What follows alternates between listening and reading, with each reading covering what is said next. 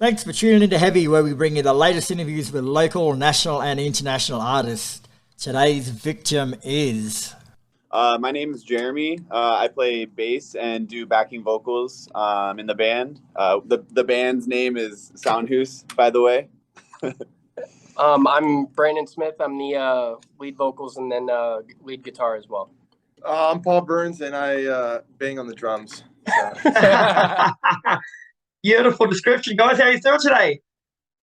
Doing pretty good, dude. I mean, other than heat exhaustion, but it's pretty hot, but we're happy. We're here. Oh, so Soundhoose recently released his single "Loner," which is what we're here talking about. So, how's the early reception been for it? It's been great. I mean, we got a lot of positive feedback from like all of our immediate friends and family the day that it released, and then we've had some press come out about it as well. And I think the one thing that everybody's kind of agreeing on is they love the idea of the background of the song that promotes like the whole mental health aspect, which is what we're trying to get across to everybody. And I think that song does that very well. So everyone's been pretty receptive of it, which we're happy about. And then just like a product standpoint, I'm getting a lot of feedback that like this video is like looks super professional. So we're proud of that too, because that's what we were aiming for, is for it to like really come across like, you know, we're taking this seriously, not like just like some like at home DIY kind of stuff, you know. Yeah, so tell us a bit about the video, mate. I don't think it's dropped yet, has it? Yeah. So the video dropped last Friday. On September 2nd. And again, I don't think a lot of people know that we actually like edited that video ourselves. So we had a very good videographer who's a friend of ours who was nice enough to film it for us. And it was over at this place that they have like 8 different rooms, and you just rent it hourly. And we wanted to utilize as many rooms as possible. And so we shot the entire thing in about 4 hours. More like 3 hours. Yeah, because we did a photo shoot there too that day. So in about 3 hours, we filmed the entire thing. And then it took about maybe a week and a half, maybe 2 weeks to edit the entire thing. Probably about 12 plus hours, like, you know, of continuous editing. More than that. Phenomenal. And how about the song itself? Like, tell us what you're going for musically with it. Oh, that's a hard one, Brandon. Have us. That's a really hard one. I don't know how to answer that. I mean, there's like different meanings to it.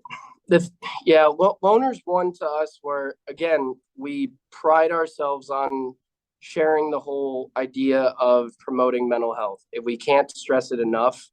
And we wanted a song that just lays out all of our insecurities right on the line, right on the table, so everybody knows what we're insecure about. And the thing is, if we lay it out there, no, they can't use it against us.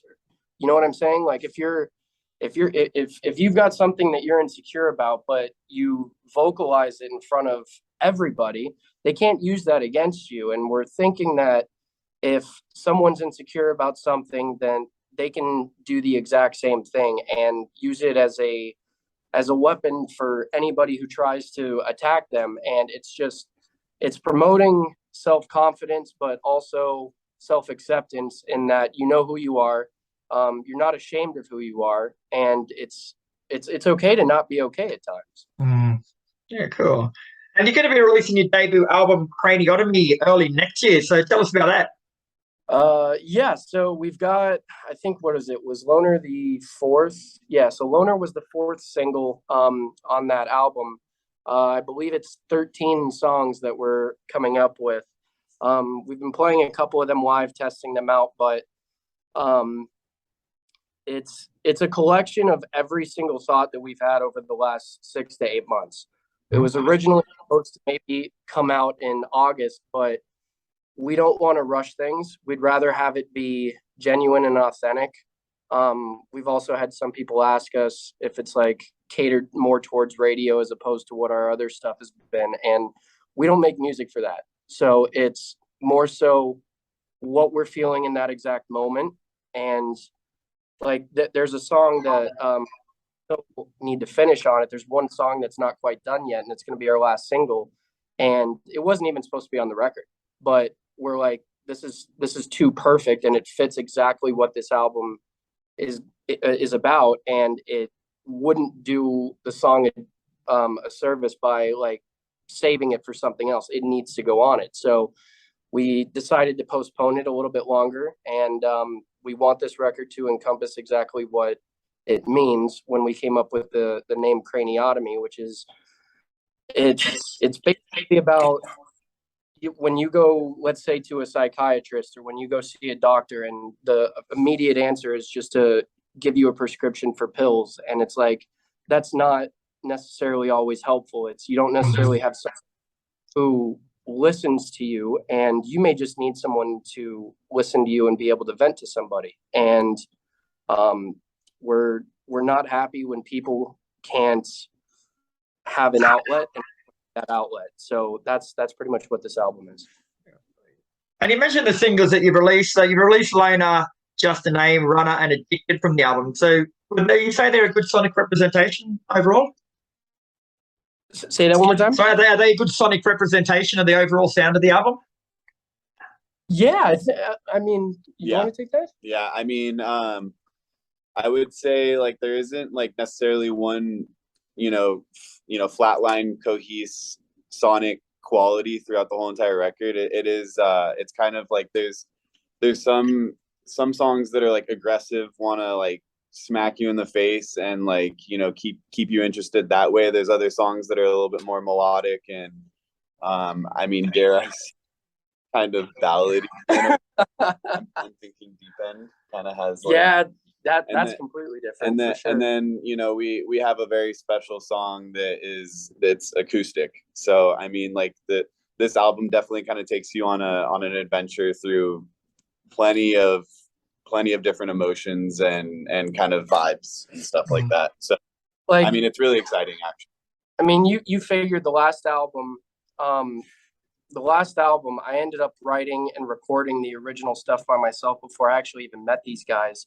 And the cool part about it is the fact that like I can take us, like I took those songs to them, and when we play them live, they sound different than what the studio recording was, because Paul's way more talented on the drums than what I can program.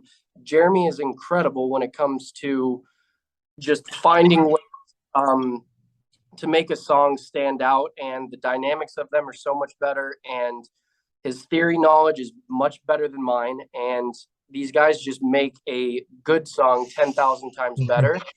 So with this album, we've all collectively worked on it, as opposed to me just saying, hey, this is what I have, and you guys improve, and we're stuck with what I already came out with on the record, and we can only play them differently live. Whereas now it's going to sound like all three of us on the record, not one person. Yeah. And to kind of piggyback off what he's saying is like, this was really the first time, like the first project where we had like we're all starting from scratch at the same spot. And Brandon may have like, he'll come up with an idea, for example, but it's like he hasn't come up with any drum parts yet. He hasn't come up with any bass parts yet. And he's just kind of like, you guys do what you want, which is great for Paul and I to be able to feel like we have our creative freedom, and that makes for like a really raw and emotional record, honestly. And then this guy, you think that he would just come up with a sick drum part. He's like, no, I got lyrics. So, that's not right for a drummer. He might even be featured on vocals on one of them. So wow, very cool. Mental health and mental welfare is a big topic covered by Soundhoose. So do you think that this problem's given enough respect and exposure within the music scene? I think that's a tough question, because the thing is, like, I know that there's artists who are passionate about it and they may talk about it at their shows, but I don't think every single song that they make is revolved around that. Where like every single song that we have is about a story that one of us has gone through. So nothing's fiction. It's all 100% that has happened to one of the three of us or all three of us. And I don't know. It's just something where we try and keep it 100% about that. And I don't know if every artist does that. Yeah. And I mean, like, I think that that's what keeps it genuine, and like people notice that kind of stuff, you know, like when we're like really, you know, actively pursuing our, you know, goal within, you know, our music. It's not just about like putting awesome music out. It's like there's a message behind it, and we're like actively, you know, pursuing, trying to get that message across too. So like that's the kind of stuff that people love, and we've been getting like a lot of reception as far as that. Mm-hmm. And you are actually cited as an alternative pop punk inspired rock band. Like, it sounds like it'd be a pretty difficult collection of genres to master together. Well, and that's the thing is, when people ask us, it's like, what kind of music are you? It's like Paul and I, when we first started, before Jeremy even came along, it's like, what kind of a band are we? And at first we were like, oh, we're punk rock. Then it became pop punk. Then it became alternative rock. And it's like, we have so many influences that we all agree on, but they're from every different genre that it's like, I don't know how to describe ourselves other than we're just fast, energetic, upbeat, positive. Our shows are an absolute riot because of the fact that it's just nonstop energy from start to finish. It's something that words can't really describe and let go to a show.